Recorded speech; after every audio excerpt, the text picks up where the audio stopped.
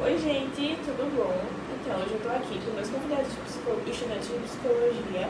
Esse é o Rafael e esse é o KBI. E eu vou entrevistar eles, fazer algumas perguntas sobre a questão da elaboração do currículo, o que deve ter nele, mais ou menos. E eu vou começar pelo Rafael. Então, Rafael, para você, quais são os elementos essenciais que se deve ter no currículo, independente da área? Então, pessoal, eu vou dar algumas dicas sobre alguns elementos que não podem faltar de forma alguma no seu currículo.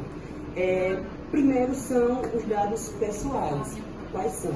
Nome completo, né? A sua localidade, ou seja, onde você mora, e o mais importante, o número para contato, porque a pessoa que vai entrar em contato com você, ela vai precisar falar com você. Então, é muito importante manter dados como número de contato e e-mail atualizado, ou o número de uma pessoa mais próxima para que consiga falar com você, caso a pessoa não consiga entrar em contato. E o segundo ponto é o seu objetivo.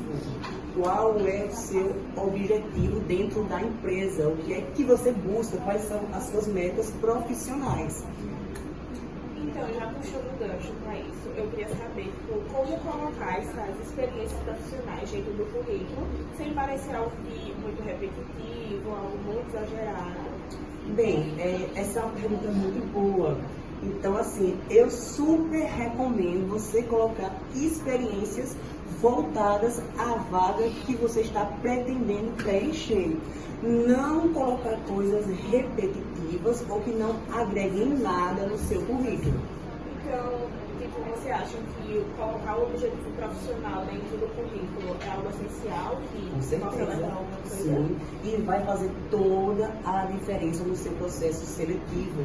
E tem que ser sempre de forma concisa, ou seja, clara. Quanto mais claro, melhor. Então, mais uma pergunta, claro, para encerrar.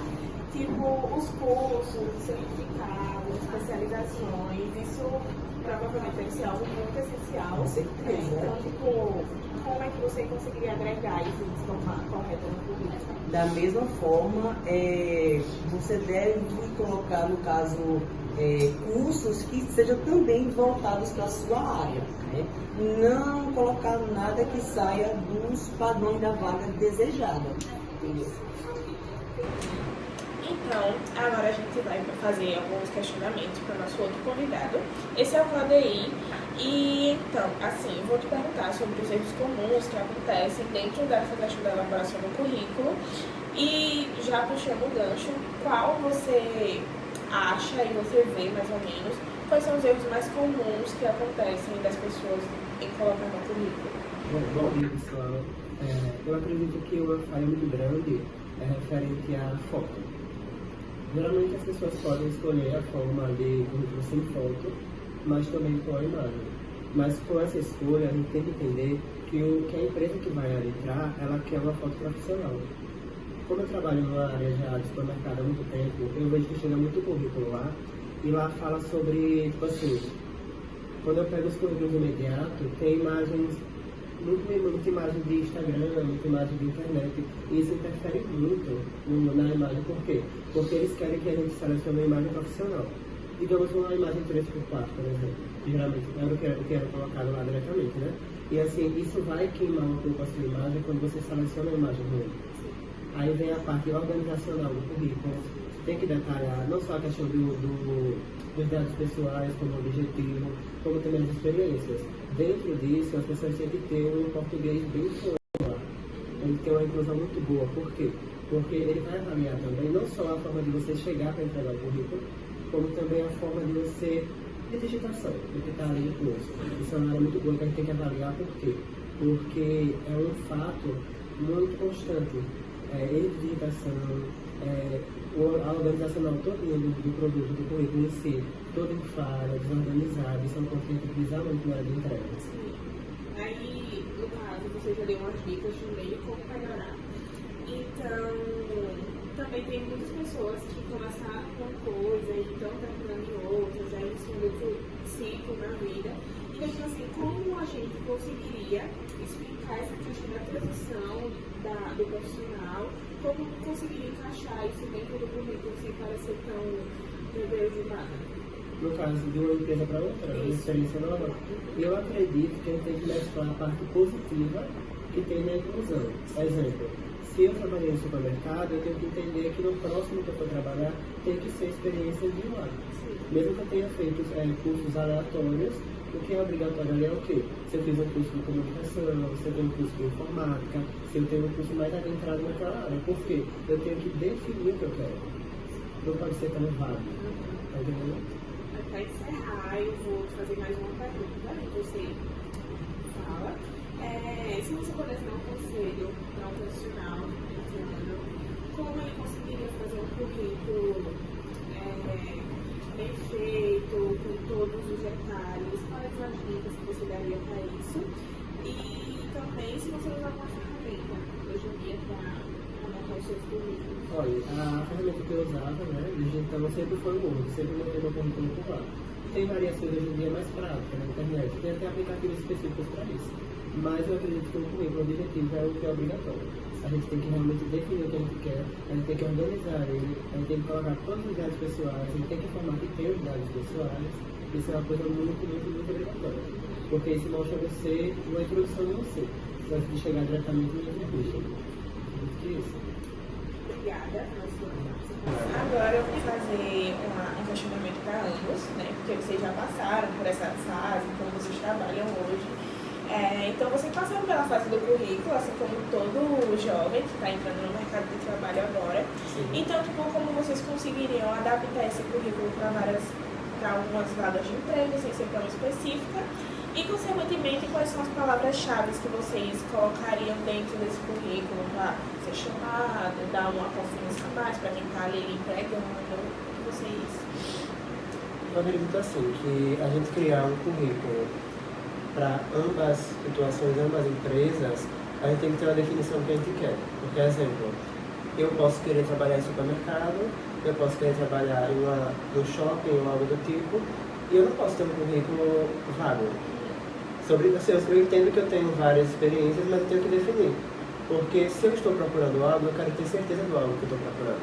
Então, assim, eu não usaria esse termo de ampliar, de especificar. Você concorda? Concordo sim, plenamente. E aí, galerinha, eu vim aqui trazer para vocês um modelo de um currículo tradicional para que vocês possam se basear e usar como exemplo na hora de criar o seu. Antes de tudo, é muito importante saber que o currículo ele deve possuir informações precisas, objetivas e de forma clara, que não gerem dúvidas. Então, galerinha, como podemos visualizar aqui nesse exemplo que eu trouxe, eu coloquei logo acima o meu nome completo, no caso dos meus dados pessoais, o meu nome completo, abaixo a função que eu exerço e que já exerci em outros locais de trabalho. Abaixo da minha foto tem a minha data de nascimento, o meu estado civil e uma questão muito importante, o local onde eu moro, a minha localidade. Pois vai ser muito importante para a pessoa que vai me contratar saber, em questões de distância, se vai ser viável para mim ou para a empresa. E agora chegamos a um dos pontos cruciais, e um dos pontos que muitas pessoas se deixam passar, que no caso é o número para contato.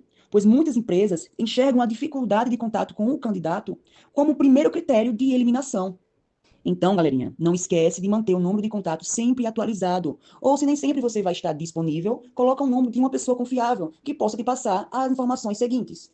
Finalizando os dados pessoais, nós vamos para o resumo ou objetivo profissional. Aqui eu coloquei os dois juntos e com algumas palavras-chave. O objetivo resumo ele precisa ser curto e informar de forma concisa, ou seja, de forma clara, alguns detalhes, como as suas expectativas profissionais e os seus planos futuros dentro da empresa. Nesse resumo que eu coloquei como exemplo, eu coloquei aqui profissional experiente, pontual e responsável, palavras-chave e que fazem toda a diferença, pontualidade e responsabilidade, com o meu objetivo, que é crescer e evoluir como pessoa dentro da empresa. Após o meu resumo, eu coloquei aqui a minha experiência profissional, que nada mais é do que descrição das empresas e cargos anteriores que eu trabalhei, incluindo que datas de início e fim. Isso é muito importante. Agora nós vamos para as habilidades. As habilidades, elas são simplesmente conhecimentos relevantes para o cargo que eu pretendo ocupar. Nas habilidades, eu posso simplesmente colocar palavras como organização, comunicação, liderança. Nesse caso, vocês veem que eu coloquei o nome corte de carne. No caso que eu domino, eu tenho essa habilidade em relação à função que eu quero ocupar. Destacando as habilidades, agora vamos para os cursos. O curso no currículo ele é muito importante. E é muito importante incluir cursos e habilidades que sejam relevantes para a vaga. Então, galerinha, chegamos ao final, que vamos fechar com chave de ouro com as informações adicionais, que não é um ponto obrigatório, é opcional, mas que também faz toda a diferença. Vemos que eu coloquei aí disponibilidade para trabalhar aos domingos e feriados. Então, são informações adicionais sobre a minha disponibilidade de horários, que isso faz toda a diferença. Então, gente, finalizamos por aqui. Agradecer a presença dos meninos, do Rafael e do KDI. Aproveitem, tem muito conteúdo, tem muita dica boa para vocês que estão entrando, principalmente agora no mercado de trabalho. São informações valiosas que vai ser muito